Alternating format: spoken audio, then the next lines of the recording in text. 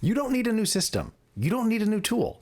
You just need two tools you already have working together. In this video, I'm going to show you how to use ChatGPT and Power Query to clean your data faster than you ever thought possible. If that sounds good, let's get rolling.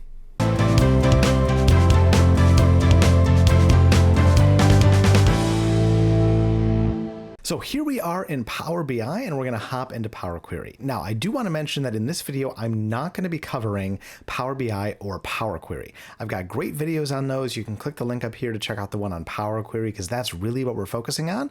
If you haven't worked much in Power Query, go watch that video, make sure you've got the basics down and then come back because we're going to be going into advanced functionality and wanting to help you get the most out of it. So again, make sure to check that video out if you're pretty new to Power Query.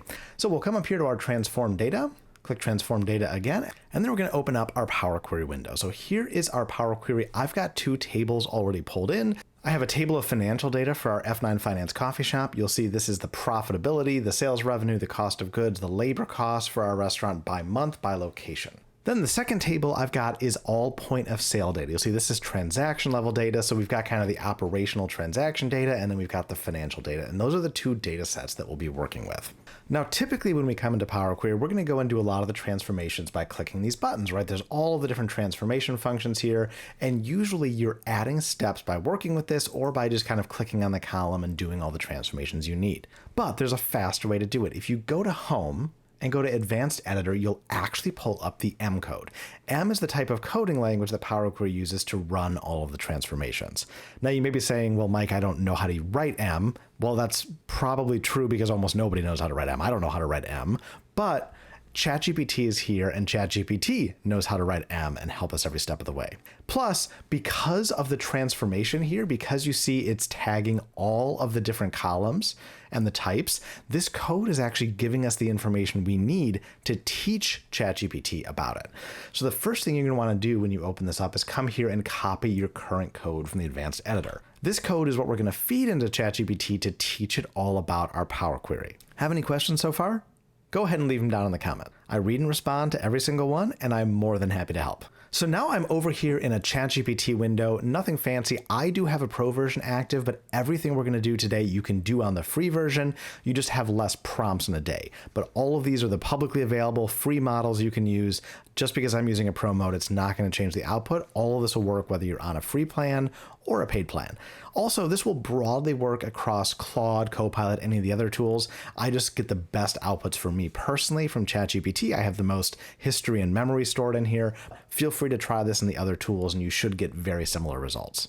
All right, so here I've pasted in a prompt, act as a coding expert, tell it how you want it to behave. I need your help writing M code for Power Query to transform data. Tell it what goal you want to accomplish. Here is the current code. This is where we're going to paste in our M. So this is what we copied from Power Query. This is going to train it on kind of how the file is currently structured. Give a little space there. And then I'm going to say, do the following transformations in order. Now here, I'm just going to have one to get us started, but you can put as many here as you want and it will write the code out. So in this case, I want to add a column giving a numeric month number based on the column, based on the month in column month. So if I come back over to Power Query, right, you'll see that I only have the month and I want to have a number that I can work with. So let's see what we can get out of ChatGPT to help us with that. We'll send this away and see what we get back. All right, ChatGPT is processing and it's writing our updated M code here. As soon as it's done, we'll be able to just copy this straight over. All right, it is all done. It gave us some explanations. We'll copy this code. If you haven't already, make sure to click the link down in the description and join my free weekly newsletter, Finance Automation Insider. I post a brand new video every single week and I don't want you to miss a thing. Plus, when you join, I'll send you a free copy of my guide to 15 5-minute finance automations that you can use today. So again, click the link down in the description to get started. Go back into the advanced editor. We can overwrite all of the code and then simply close it, and that's going to run for us. All right, now you'll see it has a step called added month number based on the month column. So once we clicked our advanced editor, it added a new one. Let's see if this is correct. Yep, January 1. We'll come down and check like April 4. Yes. So it was able to perfectly add our month number and it's kind of tracking all the steps as it goes. Now, unless you change the code, ChatGPT is going to be able to see what it just gave you and it's going to be able to keep working from there. So let's see what we can do with that. So we're back in ChatGPT. I've got my original prompt, except I'm not giving it the code because now it's familiar with our data set. So what I want to do is I want to say for column references to lower Manhattan to say lower Manhattan. So this is essentially building kind of a mapping table saying, hey, if you see this value, that is an incorrect entry. Let's change it to what it actually should be, which is lower Manhattan. So it can do that transformation for us. So it's a little bit more advanced than what we did before, just adding a column. Now we're actually going to transform existing data. So let's send that off and see what we get. Okay, so then here's the full query with the step included. Again, it's saying we're going to add this one section, but it's giving us the whole amount. We can copy and paste here. So we'll take that back over to Power Query. We will update the advanced editor, and we will hit done. All right, so now we'll go down to locations and we should just see the 3 locations. Perfect. So we've just got the 3 locations. It cleaned out all of the references to lower Manhattan, which were incorrect, and we are good to go. So that's cool and all, but what if we wanted to run an entire data transformation pipeline? Well, we can use our exact same prompt and just feed it right into ChatGPT with whatever steps we need. This is where we expand on that last piece and do this one value at a time. So I've got our prompt here and we're going to build a full data cleaning pipeline, but let's do this on the more complicated data set. Instead of our financial data, let's go to our transaction data, which tends to be really messy. So just like we did before, let's go get the existing code so we can kind of train ChatGPT on what it looks like. I'll come back over to ChatGPT. We'll want to add back in, here is the current code because we weren't using that, but now we need to kind of retrain it. All right, so there is our point of sale data. Now we're going to do the following transformations in order. Okay, so there's a lot of different things we could do with our point of sale data. Let's start off by saying remove any rows where the quantity is null. So that will make sure that all of the data is good to go for us. I noticed that in transaction time, we just want to extract the specific hour. So let's do that. Extract the hour from the transaction time. Let's say if product category is blank, add in no category. So just kind of going through and doing a bunch of different cleanups. We'll say convert the short transaction date to a long transaction date. And then we'll come back and we've got a couple of columns in there where it shows us both the number. So like January and 1, we want to show just the number. So we can say pull out weekday 3 and month 2 columns. It's just Power Query saw that there were multiple names and added that in for it. So pull out weekday 3 and month 2 columns from the data set. All right, so there's 5 different things we want to do for our data cleaning. Let's send this to ChatGPT and see what we get back. So you'll notice the last couple times we sent this, we got an answer back from ChatGPT almost instantly. Because we gave this several steps, it had to think about it. The great thing about the new ChatGPT models is you don't have to decide between the basic model or the thinking model. It's going to choose for you based on the complexity of the question. And again, because we had to do multiple steps, it's thinking about it. So now the code is coming back. You'll see it's much more complex than we had before, and this is going to give us our full data transformation pipeline. So you can see down here in the code, it's leaving a comment. When you see // and M, that's leaving a comment. And here's 1, 2, 3, 4, and 5, and then finally a step to remove the helper columns. So we'll go ahead and copy that over. If you haven't already, make sure to subscribe to the channel. I post brand new videos every single week, and I don't want you to miss a thing. We're going to put this into our advanced editor. Again, we overwrite everything in there. We'll hit done, and we should see all of the steps add here. So let's see, we've got change type, filtered null quantity, added hour from time, removed the odd hour, removed the hour column, filled the product category, added long transaction date, and removed the helper columns. Okay, so let's see what we got. If I scroll over, so I'll see that my month name and my weekday name are gone. I just have the numbers. Hour has been extracted, so here's 7. Let's see if that was a correct extraction. Yes, it was. This is in the 7 o'clock hour. We come down to 8 here. Do we come down to 8? Yes, we do. Here's the long date we asked for. And then if I go to product category, I should see that there are no blanks. Let's check that from the full data set. And there are no blanks. Everything was cleaned up for us. And that's the power of doing data transformation in Power Query using this advanced functionality where you can write the code anything you want to do without having to go through and figure out a way to do it from the Transform tab. How cool is that?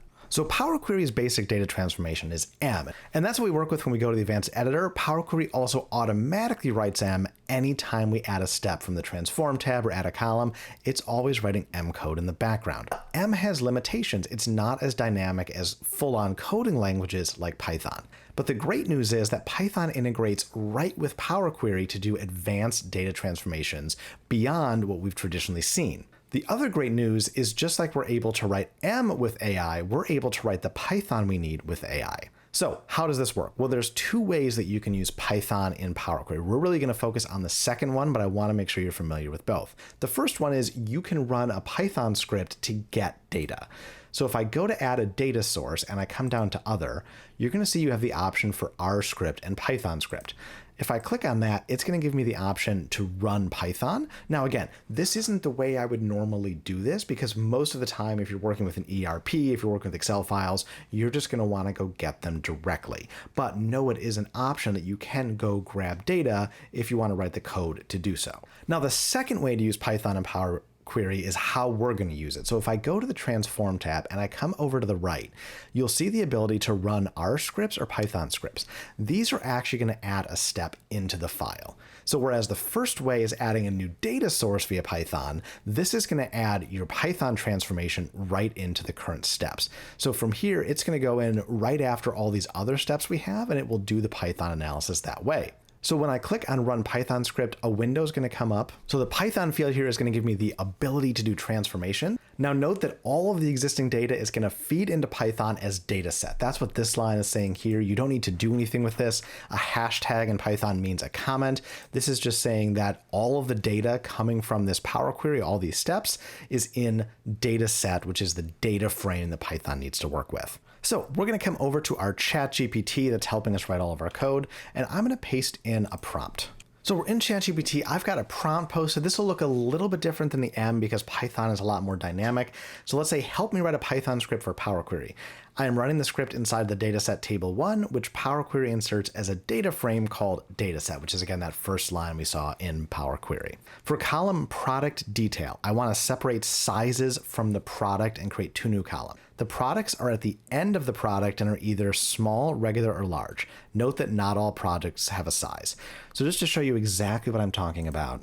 So if we look at our product detail here, you're going to see the same product, but there could be multiple sizes, right? Earl Grey large, Earl Grey small, and those are separate products, but we want to be able to look at the product separate from the size because we make different decisions on our products based on sizes versus the product. We want the ability to separate that out, but the POS can't handle that. And this is nothing that M code would be able to work with.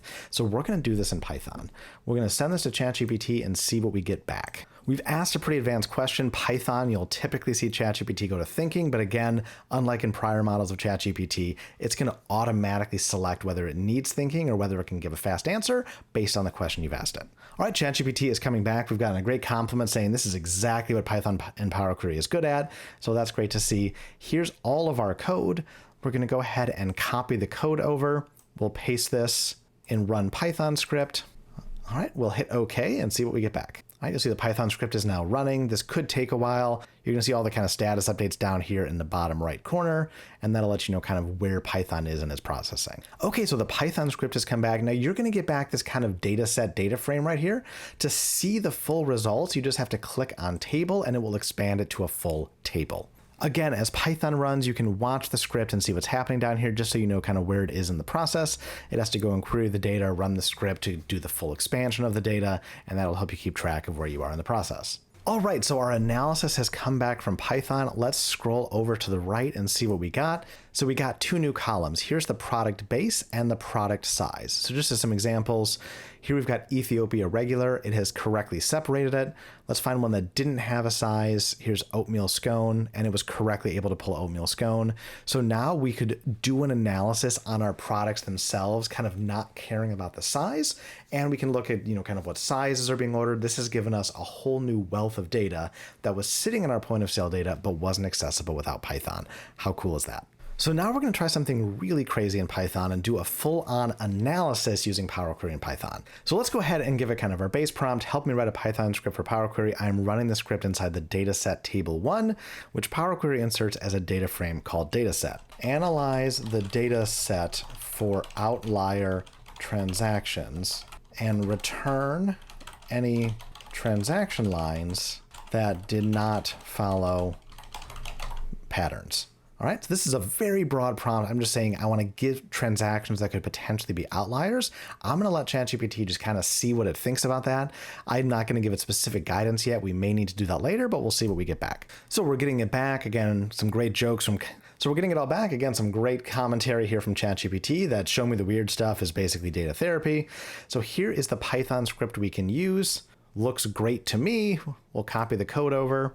We're going to add run Python script, and we are going to just see what happened. All right, so now we are running our Python script, our second Python script, and watching our status down here to see where we're at in the process. Now, if all goes well, this should condense the data set down to just the outliers, if any. We're going to see it shrink down again to that kind of data set with the table, and then we'll be able to expand it out again. There it is. So here are our outliers. This is our outlier data set, and here's our stats. So it's again done full analysis, and now it's generating entirely new tables for us. So let's go ahead and see what this outlier says.